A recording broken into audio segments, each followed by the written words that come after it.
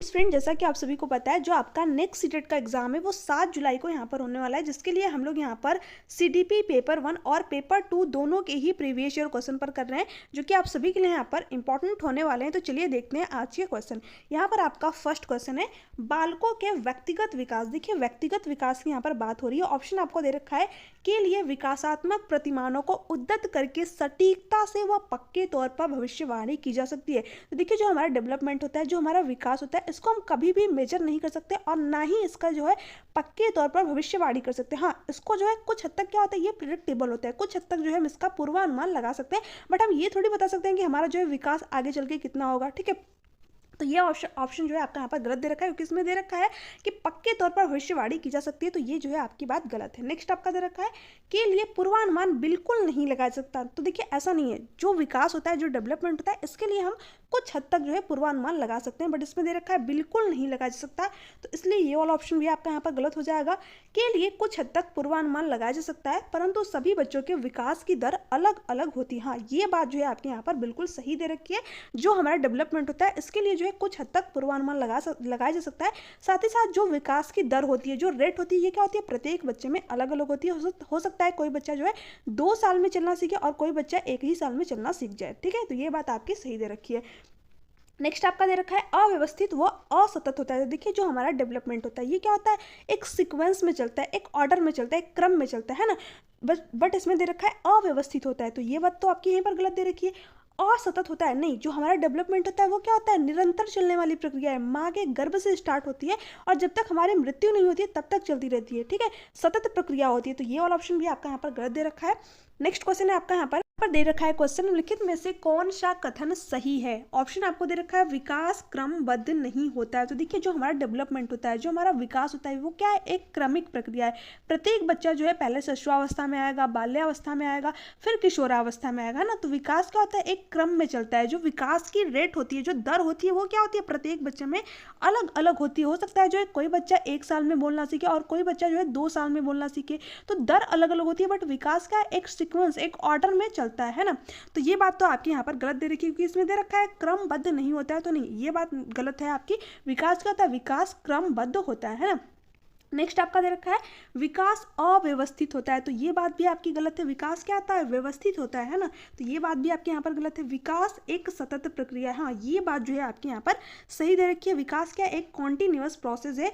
ये माँ के गर्भ से स्टार्ट होता है और जब तक मृत्यु नहीं होती है हमारी, तब तक जो है चलता रहता है। तो ये बात आपके यहाँ पर सही है। यही जो है आपका यहाँ पर राइट आंसर हो जाएगा। नेक्स्ट आपका दे रखा है, विकासात्मक प्रतिमान सांस्कृतिक परिवेश से प्रभावित नहीं होता है। तो देखिए, जो हमारा डेवलपमेंट होता है, जो हमारा विकास होता है, वो क्या होता है, हमारे हेरिडिटी और इन्वायरमेंट का ही तो प्रोडक्ट है। और इन्वायरमेंट के अंदर जो है आपका सांस्कृतिक परिवेश आता है। हम जिस संस्कृति में रहते हैं, जिस सांस्कृतिक परिवेश में रहते हैं, उसका जो है हमारे ऊपर प्रभाव पड़ता है। बट इसमें दे रखा है कि प्रभाव नहीं पड़ता है, तो इसलिए आपका ये वाला ऑप्शन भी गलत हो जाएगा, है ना। तो यहाँ पर आपका थर्ड वाला ऑप्शन जो है राइट आंसर है।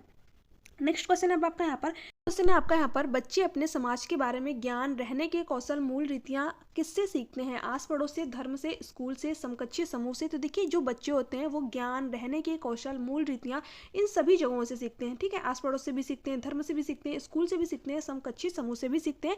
तो यहाँ पर आपकी चारों ही बातें सही हैं। तो ABCD आपका राइट आंसर यहाँ पर हो जाएगा। नेक्स्ट क्वेश्चन है आपका यहाँ पर, जीन पियाजे के सिद्धांतों के अनुसार अनुकूलन किन 2 मूल प्रक्रियाओं को समाहित करता है। देखिए, अगर हम जीन पियाजे की बात करें तो यहाँ से आपके एग्जाम में 3 से 4 क्वेश्चन या फिर 1 से 2 क्वेश्चन आपको हर बार देखने को मिलते हैं। ये जो है आपके एग्जाम के लिए यहाँ पर इंपॉर्टेंट हो जाते हैं, जो कि कॉग्निटिव डेवलपमेंट की इन्होंने थ्योरी दी है, संज्ञानात्मक विकास की थ्योरी दी है। अगर अनुकूलन की बात करें, ठीक है, अनुकूलन की बात करें तो ये किन 2 जो है मूल प्रक्रियाओं को अपने अंदर समाहित करता है, समायोजन और समावेशन को। ठीक है, जो जीन पियाजे वो क्या कहते हैं कि हमारे माइंड में क्या होता है, स्कीमा होता है। जैसे कि हम अलमारी में अपने कपड़ों को सजा करके रखते हैं ना, कि एक में आपका पैंट रहेगा पूरा, एक में जो है आपका पूरा शर्ट रहेगा। उसी तरह हमारे माइंड में क्या होता है, स्कीमा होता है, जिसमें कि हम ऑर्गेनाइज वे में जो है, संगठित वे में सारी चीज़ों को रखते हैं, है ना। उसमें देखिए आपका समावेशन क्या होता है, जब हम अपने मौजूदा स्कीमा में, ठीक है, जो हमारा ज्ञान है उसमें जस्ट किसी चीज़ को ऐड कर लेते हैं, तो वो आपका क्या होता है, समावेशन। ठीक है, और समायोजन आपका क्या होता है,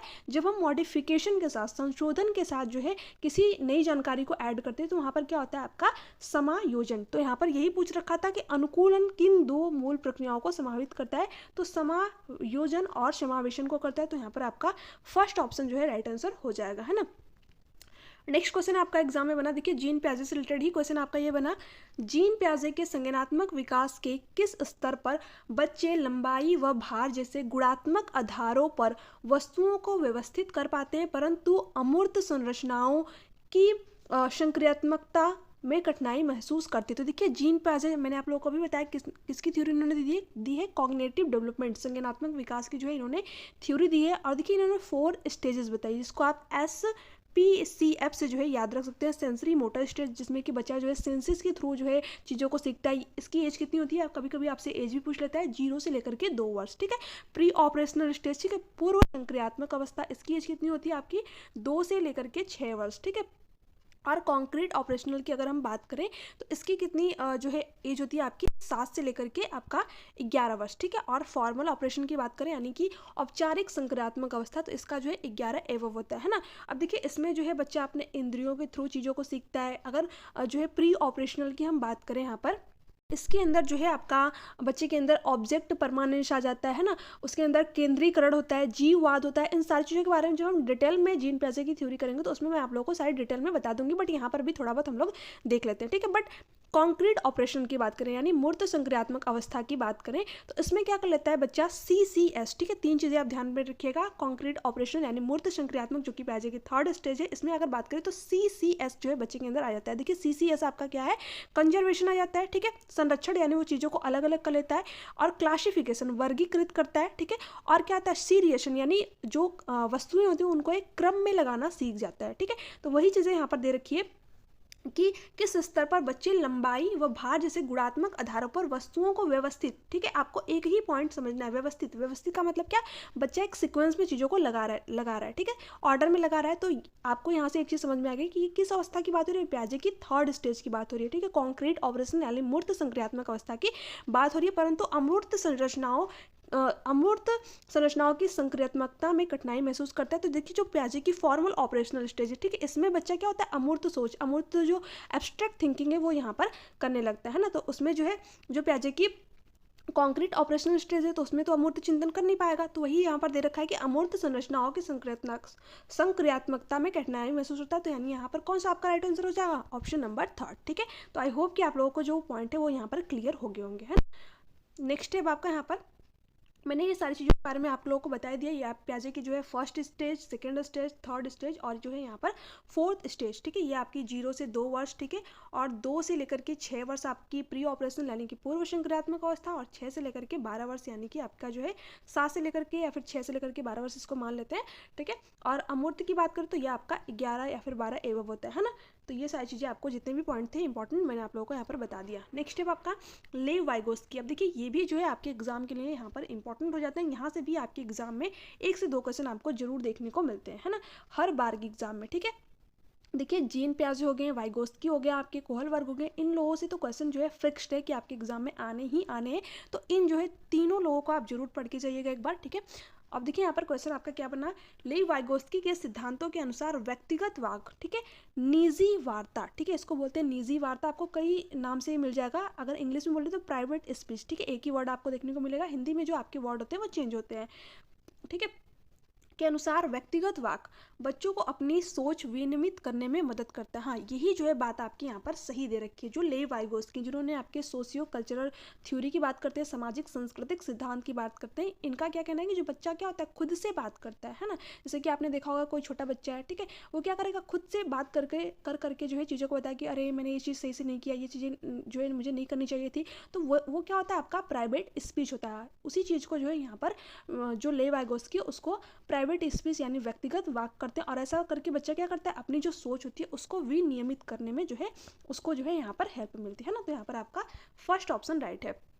यहाँ पर दे रखा है बच्चों की सोच में रुकावट पैदा करता है, तो नहीं, बच्चों की सोच में जो है रुकावट पैदा नहीं करता है, बच्चों की आत्म केंद्रितता को दर्शाता है। देखिए ये बात आपकी पियाजे नहीं करते, ये जीन पियाजे कहते हैं, ठीक है। नेक्स्ट है आपका बच्चों को चुनौतीपूर्ण कार्य किए जाने पर घटता है। तो ये सारी चीज़ आपकी गलत दे रखी है, यहाँ पर फर्स्ट ही ऑप्शन है जो कि आपका यहाँ पर करेक्ट है। नेक्स्ट है लेई वाइगोस्की के अनुसार शिक्षक बच्चों के अधिगम में किस प्रकार मदद कर सकते हैं। तो देखिए जो लेई वाइगोस्की ये क्या कहते हैं, स्कैफ फोल्डिंग की बात करते हैं, है ना, स्कैफ फोल्डिंग की बात करते हैं, ढांचा की बात करते हैं। इसका पार्ट भी हिंदी में आपको नाम देखने को मिल जाएगा। हिंदी में बेसिकली आपके कई नाम हो सकते हैं, बट इंग्लिश जो है आप थोड़ा बहुत जानते रहेंगे तो आपके लिए सही रहेगा, क्योंकि एक ही इंग्लिश में आपको नाम देखने को मिलेगा, है ना, और आपका बाइलिंगुअल पेपर होता है तो आपको वहाँ पर इजी हो जाएगा। ठीक है, तो लेई वाइगोस्की जो है किसकी बात करते हैं, स्कैफ फोल्डिंग की बात करते हैं। जैसे कि स्कैफ फोल्डिंग आपका क्या होता है, जैसे कि बच्चा अगर आपने देखा होगा कि साइकिल चलाता है तो उसके क्या करते हैं, उसके जो पेरेंट्स होते हैं पीछे से पकड़ के रखते हैं, तो वहाँ पर वो क्या कर रहे हैं, स्कैफ होल्डिंग दे रहे हैं। ठीक है, यानी बच्चों को जो है थोड़ा सा सहारा देना। ठीक है, तो यही क्या होता है आपका स्कैफ फोल्डिंग। और तो यहाँ पर दे रखा है उपयुक्त इनाम देकर। तो देखिए इनाम देना, सजा देना, ये सारी चीज़ें जो है आपका एनईपी भी कहता है और आरटीई भी कहता है कि ये सारी चीज़ें हमें बच्चों के साथ में नहीं करनी, क्योंकि बच्चा क्या करेगा फिर इनाम और पुरस्कार के लिए ही चीज़ों को करेगा। तो ये बात आपकी निगेटिव वर्ड भी होते हैं आपके, तो ये आपका गलत है। सख्त सजा देना, तो दंड देना, सजा देना, ये सारी चीज़ें आपकी निगेटिव वर्ड होते हैं, तो ये ऑप्शन भी आपका यहाँ से कट हो जाएगा। ठीक है, गलत हो जाएगा। मदद की मात्रा व स्वरूप में बदलाव करके, हाँ यही बात जो है आपके जो है लेई वाइगोस्की कहते हैं कि जो मदद है उसकी मात्रा या फिर स्वरूप में बदलाव करके हमें बच्चों को देनी चाहिए, जिससे कि बच्चा जो है कुछ चीज़ों को खुद कर सके, है ना। जैसे कि मैंने आप लोगों को अभी एग्जांपल दिया, जो साइकिल चलाते हैं बच्चे तो पीछे से पकड़ के रखते हैं, फिर बाद में वो क्या करता है, साइकिल चलाना खुद से सीख जाता है। तो यहाँ पर आपका थर्ड ऑप्शन जो है राइट आंसर हो जाएगा। उन्हें ब्लैक बोर्ड से नकल करवाकर, तो देखिए जब बच्चा जो है नकल उतार के सिर्फ और सिर्फ लिख रहा है तो इसमें तो उसका कॉग्निटिव डेवलपमेंट किसी भी प्रकार का विकास हुआ ही नहीं। ठीक है, तो ये बात आपके यहाँ पर गलत दे रखा है। हमें बच्चे का क्या करना है, होलिस्टिक डेवलपमेंट, सर्वांगीण विकास करना है, तो ये बात भी आपकी यहाँ पर गलत दे रखी है। नकल वैसे भी आपका जो है निगेटिव वर्ड है ना। नेक्स्ट है, पूजा अपनी दोस्त को कहती है कि हमें कक्षा के नियमों का पालन करना चाहिए वरना शिक्षिका हमें बाहर खेलने की अनुमति नहीं देगी। पूजा लॉरेंस कोहलबर्ग के नैतिक विकास के किस चरण में है। ठीक है, अब देखिए जो पूजा है वो लॉरेंस कोहलबर्ग के किस चरण में है फ्रेंड। देखिए जो लॉरेंस कोहलबर्ग है, यहाँ से भी आपके एग्जाम में एक से दो क्वेश्चन आपको जरूर देखने को क्वेश्चन आपका यहाँ पर हार्वर्ड गार्डनर के अनुसार निम्नलिखित में से कौन सा कथन सही नहीं है। तो देखिए जो कथन सही नहीं है हमें उसके बारे में जो है यहाँ पर बताना है। अगर बात करें हार्वर्ड गार्डनर की, तो इन्होंने मल्टीपल टाइप ऑफ इंटेलिजेंस दिया, यानी बहुबुद्धि का जो है इन्होंने सिद्धांत दिया है, जो कि कहते हैं कि जो बुद्धि होती है वो कई प्रकार की होती है ना। हालांकि एनसीईआरटी की बात करें तो उसमें जो है 8 टाइप आपका यहाँ पर बता रखा है, बट इसके अलावा भी इन्होंने जो है कई प्रकार आपके यहाँ पर बताए हैं। तो देखिए यहाँ पर आपको फर्स्ट ऑप्शन दे रखा है, बुद्धिमत्ता एक स्थिर तथा स्थायी विशिष्टता है ना। तो यही बात जो है आपकी यहाँ पर सही हो जाएगी, क्योंकि हमें क्या बताना था, जो कथन जो है यहाँ पर सही नहीं है और ये बात जो है आपकी सही नहीं है, तो इसलिए आपका यहाँ पर जो राइट आंसर होगा वो फर्स्ट हो जाएगा। ठीक है, सेकंड क्या रखा है, बुद्धिमत्ता को परिपोषित व विकसित किया जा सकता है। हाँ यही बात तो आपके हार्वर्ड गार्डनर कहते हैं कि बुद्धि जो होती है क्या होती है, हमारी कई प्रकार की होती है और इसको क्या कर सकते हैं हम, परिपोषित और विकसित कर सकते हैं ना।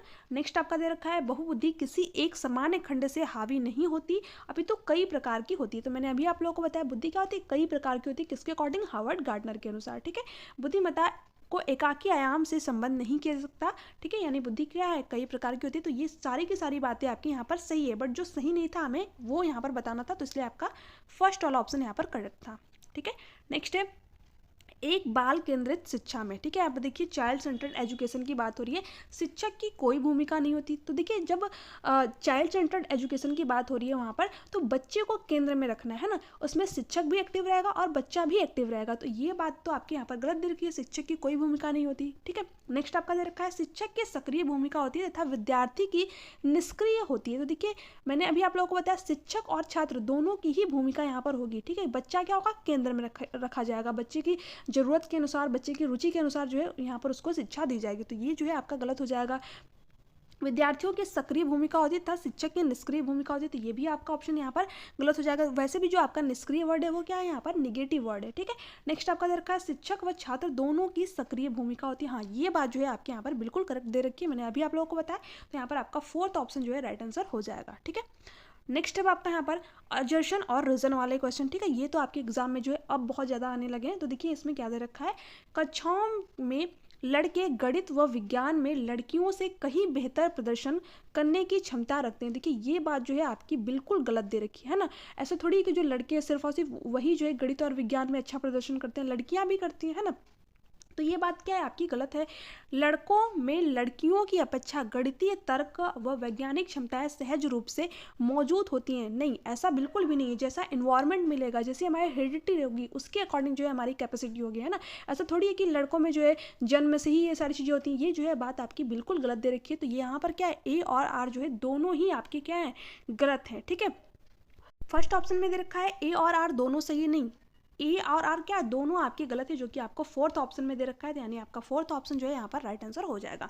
नेक्स्ट है राष्ट्रीय शिक्षा नीति 2020 किस पर जोर देती है। पाठ्यचर्या का लचीला, पाठ्यचर्या का मानकीकरण, पाठ्य पुस्तकों का गैर संदर्भीकरण, पाठ्य पुस्तकों को रट कर याद करना। तो देखिए जो NEP 2020 है वो क्या कहती है, पाठ्यचर्या का लचीलापन की बात करती है, फ्लेक्सिबिलिटी की बात करती है, ठीक है। जैसे बच्चे की ज़रूरत हो, जैसी बच्चे की रुचि हो, जैसा बच्चे की जो है जिस तरीके से जो है बच्चा यहाँ पर पढ़ना जाता है उसको जो है उसी के अकॉर्डिंग जो है यहाँ पर शिक्षा दी जाए, है ना। यानी पाठ्यक्रम में क्या हो, फ्लेक्सिबिलिटी हो, बच्चे की ज़रूरत के अकॉर्डिंग जो है यहाँ पर उसको चीज़ें प्रोवाइड की जाए, है ना।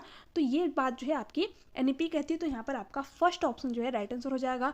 पाठ्यचर्या का मानकीकरण, यानी पाठ्यचर्या जो है बिल्कुल फिक्स्ड हो, ठीक है, पाठ्यचर्या में कोई भी बदलाव नहीं किया जाए, तो ये बात जो है आपकी बिल्कुल गलत है, ऐसा नहीं करना है। ये क्या होता है, आपका निगेटिव वर्ड है, ठीक है। पाठ्य पुस्तकों को गैर संदर्भीकरण करना, ये भी बात आपकी गलत है। पाठ्य पुस्तकों को रट कर याद करना, देखिए याद करना, रोड मेमोराइजेशन को हमें बढ़ावा नहीं देना है, तो ये बात तो आपकी पहले ही जो है अगर आपको कहीं पर दिख जाए याद करना, तो ये बात तो मतलब पहले ही गलत हो जाएगी। ये आपका क्या होता है, निगेटिव वर्ड होता है ना। तो यहाँ पर आपका फर्स्ट वाला ऑप्शन राइट है।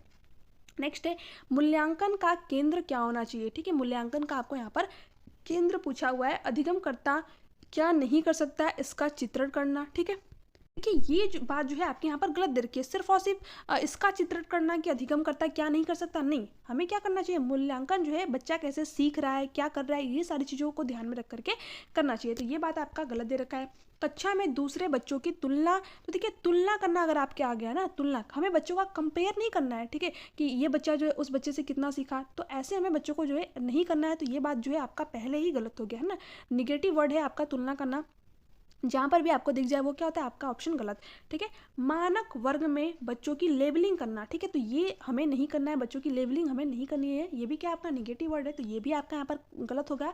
यहाँ पर एक ही ऑप्शन बचता है जो कि आपका यहाँ पर राइट दे रखा है, अधिगमकर्ता क्या और कैसे सीख रहा है इसका वर्णन करना, ठीक है। मूल्यांकन आपका जो है, मूल्यांकन का केंद्र जो है यही होना चाहिए कि बच्चा जो है कैसे सीख रहा है और क्या सीख रहा है, ठीक है, ये सारी चीज़ें होनी चाहिए। तो यहाँ पर आपका फोर्थ वाला ऑप्शन राइट है। नेक्स्ट है निम्नलिखित में से कौन सा विकल्प एक सामाजिक संरचनावादी, ठीक है, कक्षा कक्ष जिसमें बच्चे की व्यक्तिगत जरूरतों को ध्यान रखा जाता है की व्याख्या करता है, ठीक है।